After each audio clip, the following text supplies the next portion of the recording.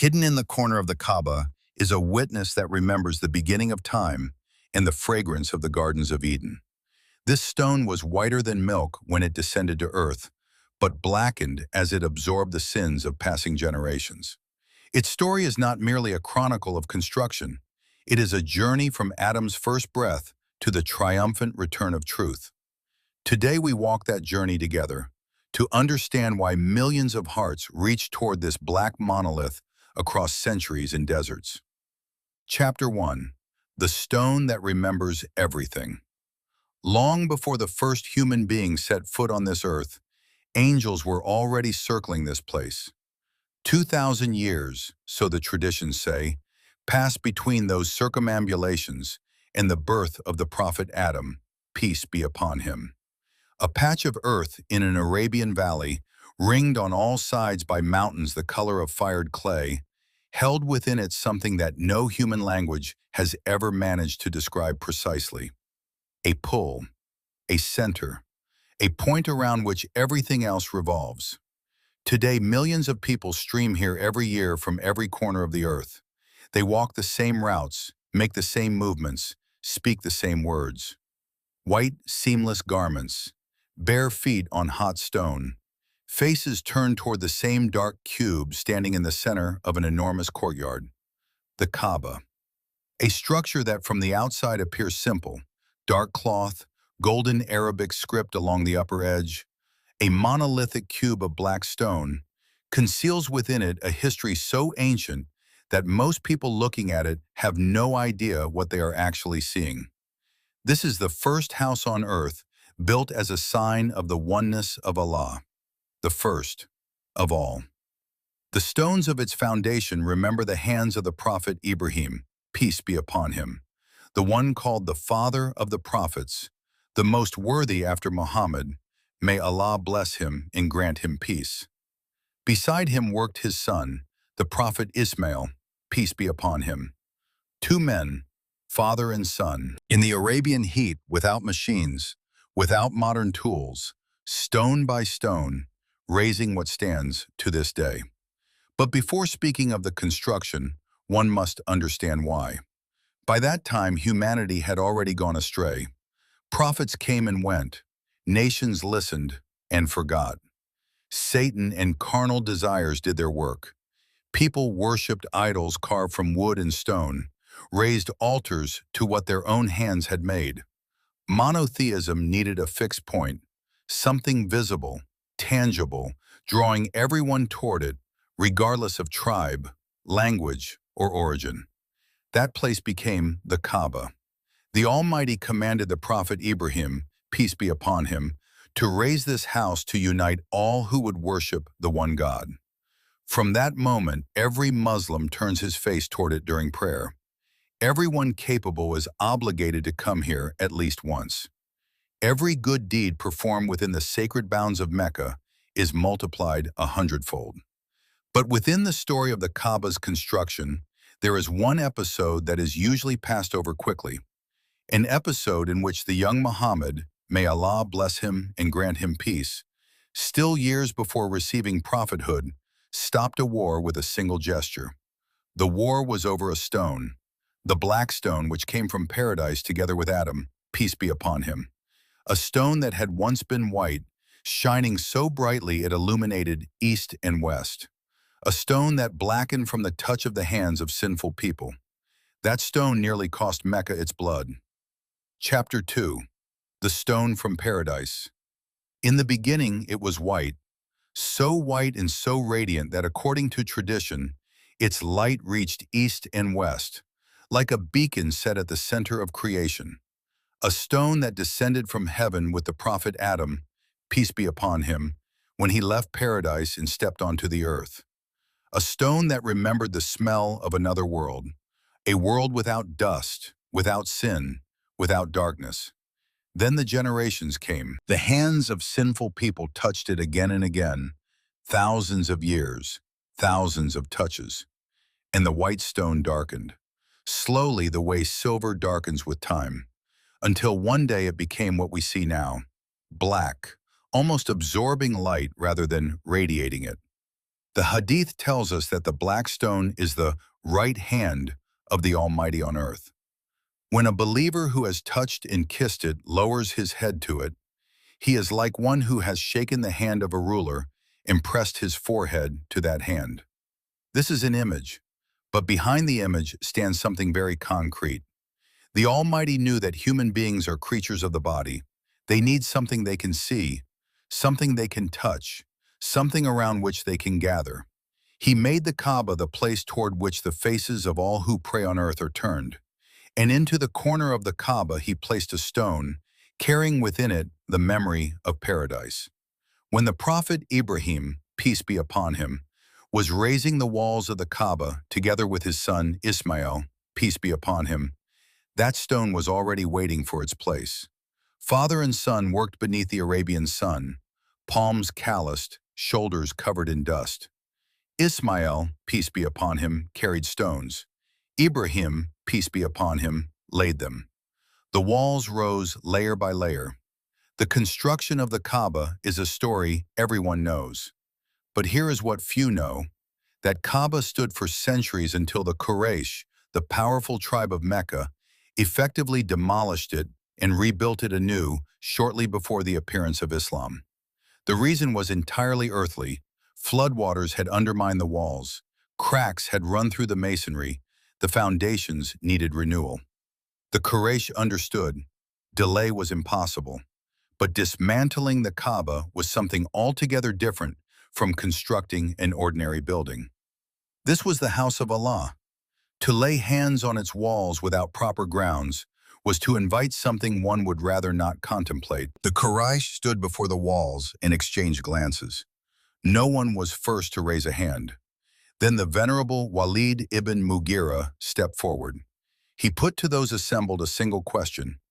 Did they want good or ill? Everyone answered that they wanted good. And then Walid said what broke the paralysis. The Almighty does not punish those who seek good. With those words, he was the first to begin dismantling the walls. The work surged forward. The Quraysh established a firm rule. Only lawful and pure wealth was to be spent on the construction of the Kaaba. Money from trading in wine, from usury, from anything doubtful, none of it would touch the building. A fine rule, but it immediately exposed a problem. Lawful funds were catastrophically insufficient. The Quraysh faced a choice, either break the rule or reduce the Kaaba. They chose the second. On one side of the building, they measured off 3.5 meters, 7 cubits, and left them outside the new walls.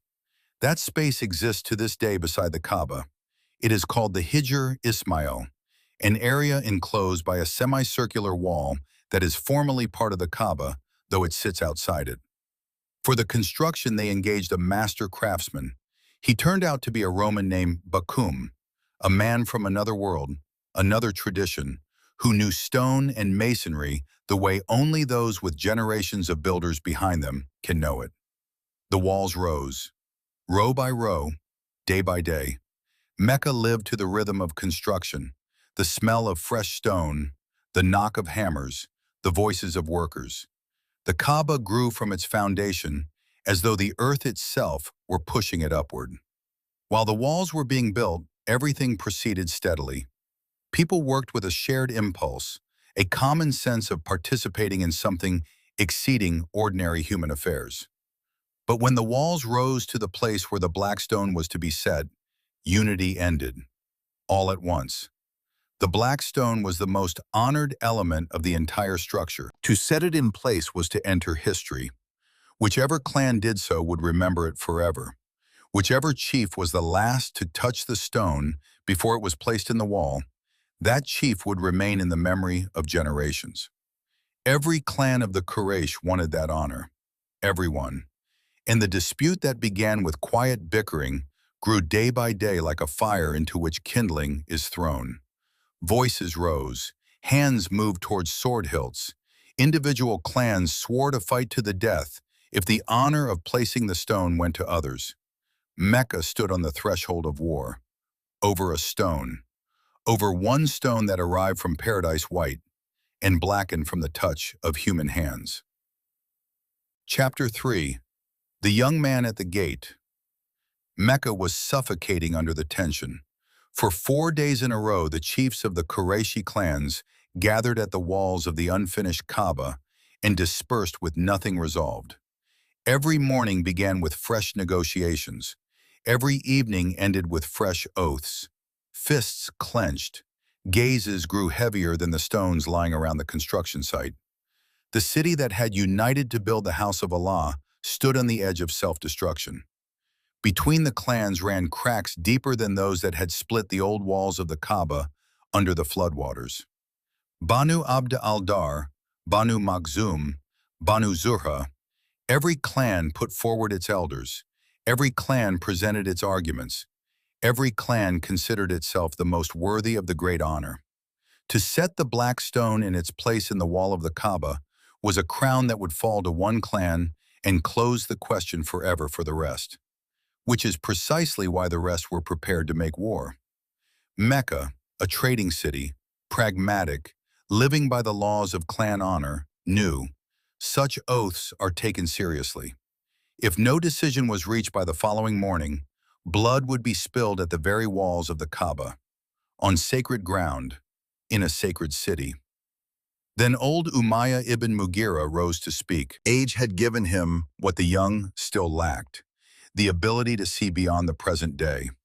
He proposed a way out, simple in form and wise in substance.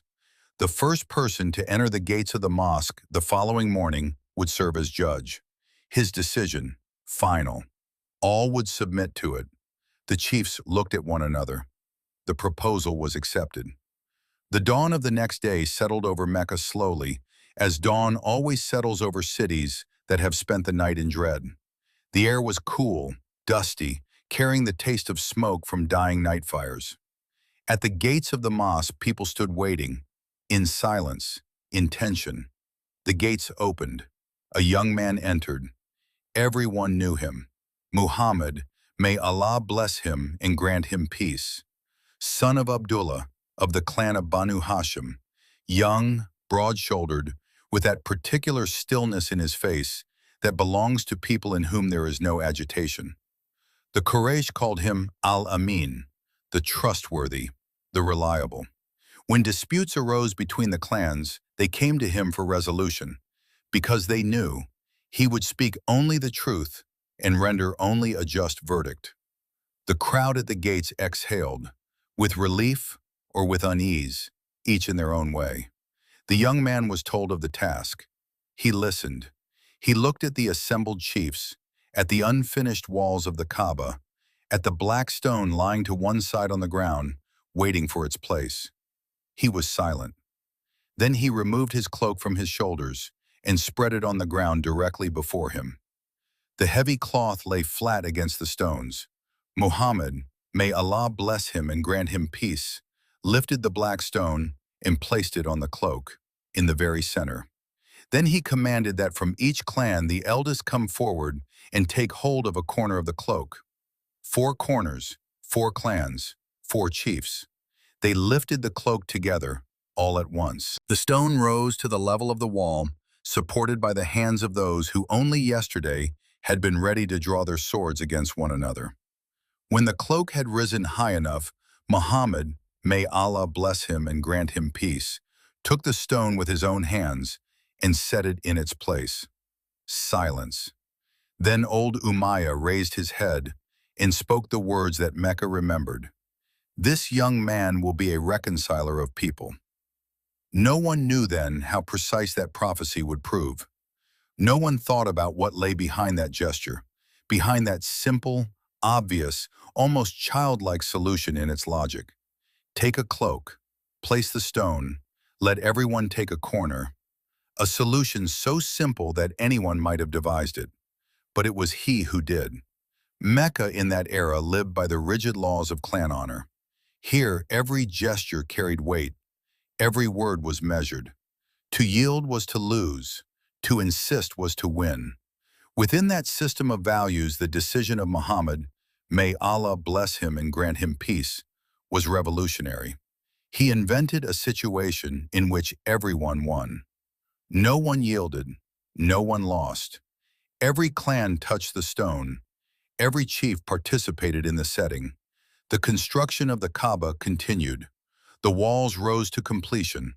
The black stone took its place in the corner, that same corner toward which the hands of millions of pilgrims reach today. And the young man who had set the stone returned to his ordinary affairs. Several years remained before the first revelation. Chapter 4. The Stone and the Prophet's Shoulders. The construction of the Kaaba was a burden the Quraysh bore together. Noble and common, wealthy and poor, all worked with their hands.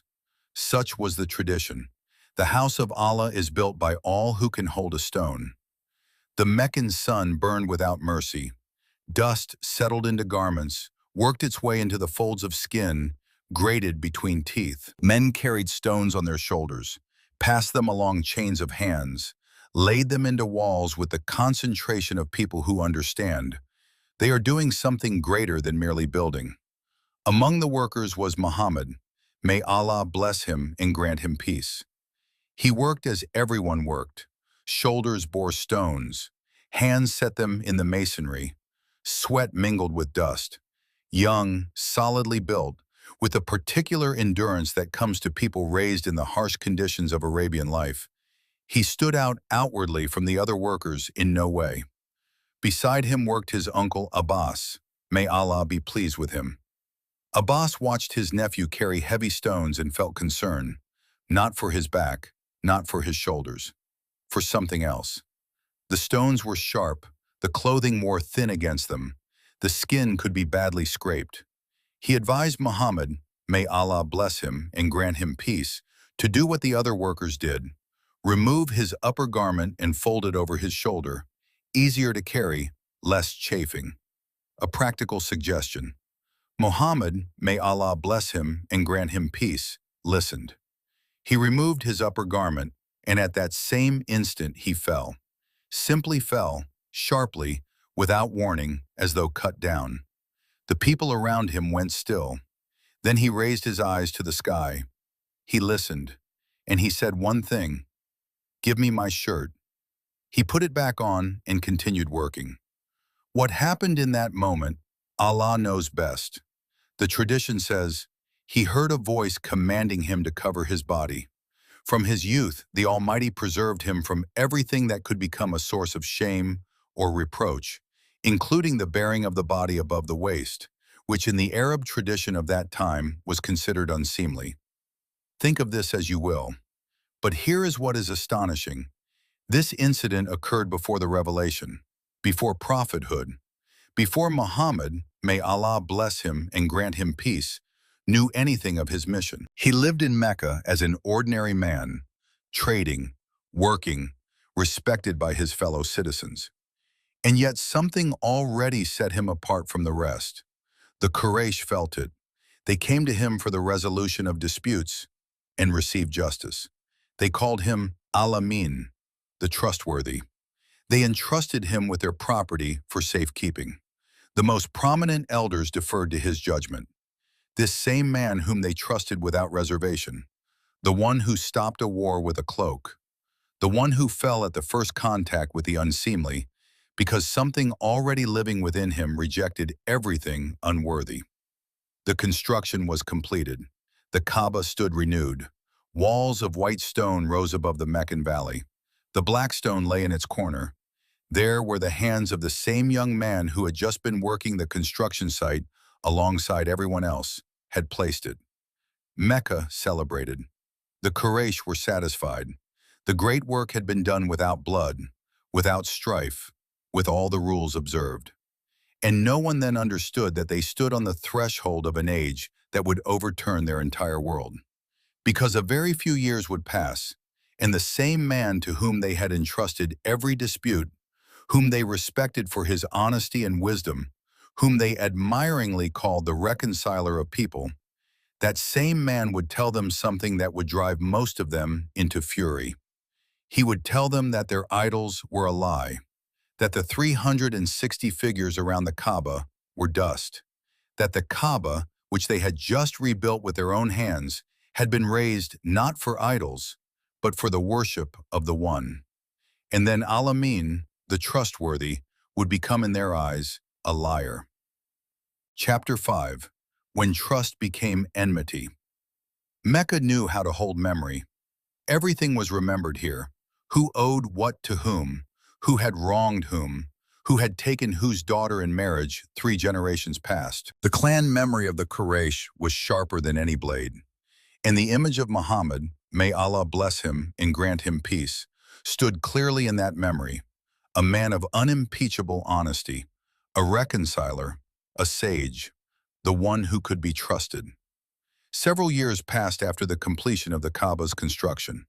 Muhammad, may Allah bless him and grant him peace, climbed Mount Hira, the very one that loomed over Mecca from the north, gray and steep, with a narrow path along a rocky ledge.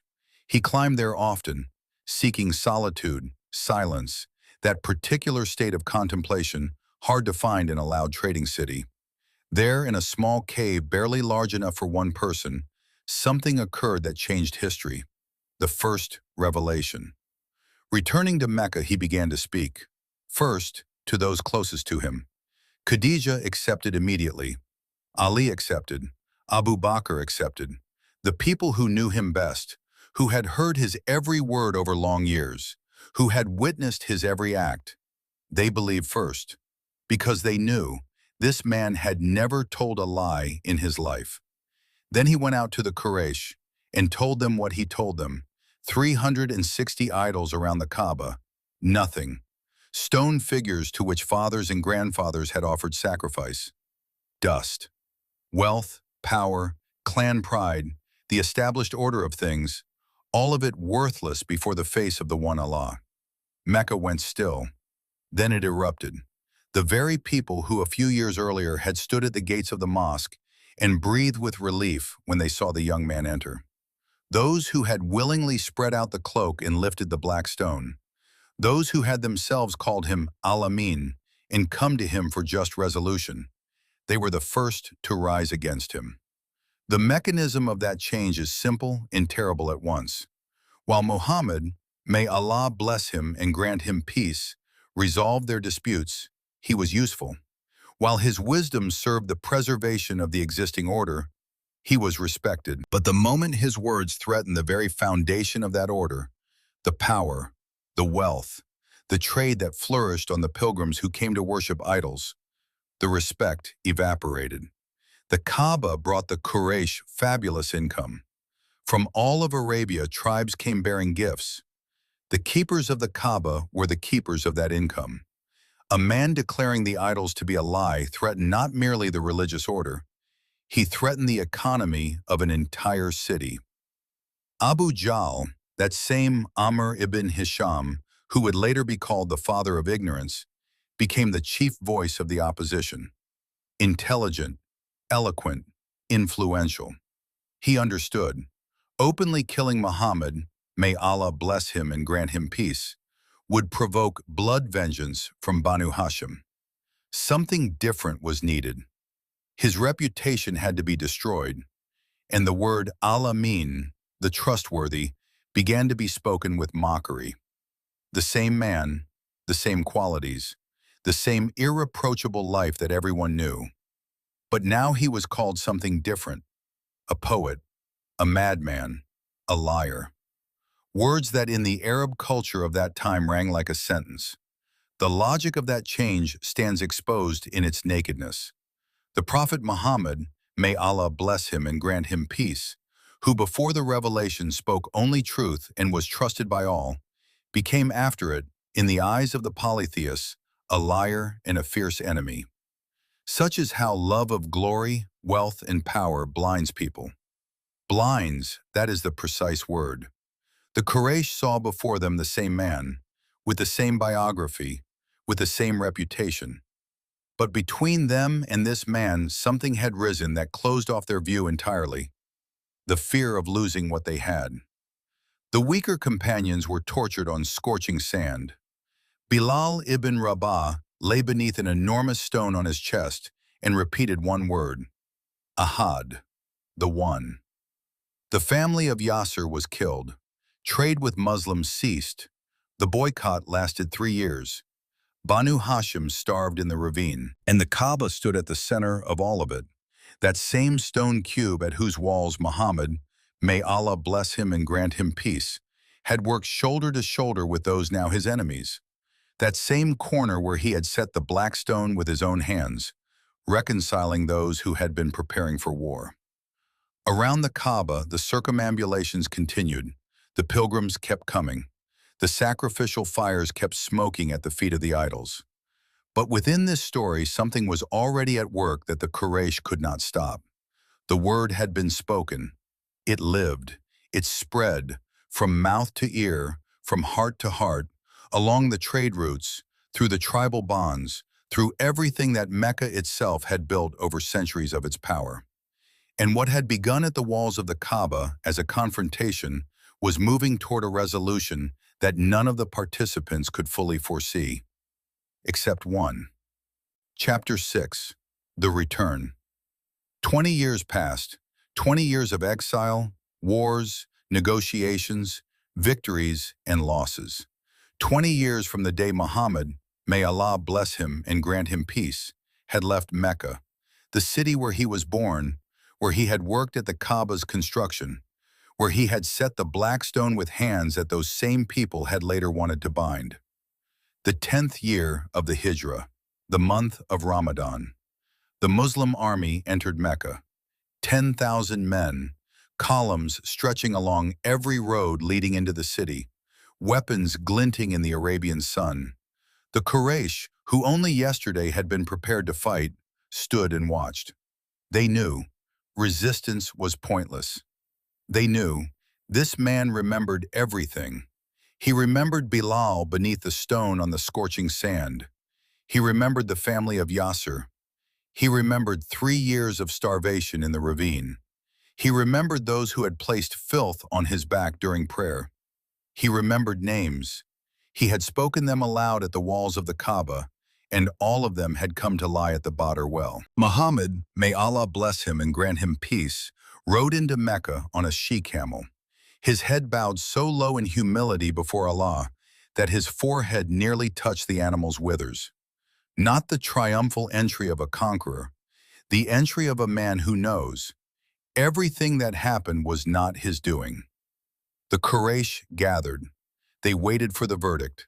He looked at them and spoke words that no one present had expected to hear. He told them what the Prophet Yusuf, peace be upon him, had once told the brothers who had sold him into slavery. There is no reproach upon you today. Go, you are free. Universal forgiveness. For those who had tortured, for those who had killed, for those who had called him a liar for 20 years, for those who only yesterday had been sharpening their swords against his army. Mecca went still. Then Muhammad, may Allah bless him and grant him peace, turned toward the Kaaba. That same Kaaba, that same dark cube at whose walls he had once carried stones on his shoulders. That same corner with the black stone, which he had set in place with his cloak in his hands, stopping a war with a single gesture. Around it, 360 idols, wooden, stone, bronze, some as tall as a man, some covered in gold. He took his staff and walked the circle. One by one the idols fell. Without cries, without triumphant speeches, simply the strike of a staff, the crack of wood, the ring of bronze against stone, a cloud of dust. And the words he spoke with each strike, words from the Quran. Truth has come, and falsehood has perished. Truly, falsehood is bound to perish. 360 times. When the last idol lay on the ground, the Kaaba stood as it had been conceived from the beginning. As the Prophet Ibrahim and the Prophet Ismail, peace be upon them, had built it, as the Quraysh had built it, with the rule of spending only what was lawful and pure, as it was always meant to be. The house of the One. Then something occurred that stopped the breath of many present. Bilal ibn Rabah, that same slave who had been tortured with a stone on his chest for repeating the word Ahad, climbed to the roof of the Kaaba. He stood at his full height above the city that had tried to destroy him, and he gave the Adhan, the call to prayer, over Mecca. For the first time in the history of that city, the voice that had once been sentenced to silence rang out above the Kaaba. The old men of the Quraysh who heard that voice lowered their heads, some in shame, others from something they were only beginning to understand. And here the story that began with angels circling an empty place 2,000 years before Adam, peace be upon him, closes its circle. The Kaaba passed through destruction and restoration, through cracks in the walls and cracks between people, through the war that a cloak stopped, and through the forgiveness that stopped a new war. The black stone still stands in its corner, the same one that arrived from paradise white and blackened from sin. The Hadith says, "On the day of resurrection, it will be a witness for those who touched it with sincerity." Every year, millions come here. They walk the same stones, circle the same cube, reach their hands toward the same corner. And in that current of people, the echo of this entire story, Ibrahim and Ismail, peace be upon them, laying the first stones. The Quraysh quarreling to the point of bloodshed over the honor of setting one single stone. A young man spreading out his cloak and reconciling everyone. That same young man hearing a voice in a cave and changing the world. Bilal lying beneath a stone and repeating, Ahad, a staff descending on idols one by one. Bilal's voice rising above the Kaaba. The story that is usually told as a religious one is in truth a story about what is stronger than power, wealth, and clan pride. About what no glory, no rule, no fear of loss can stop when it comes as truth. The Kaaba stands and will stand.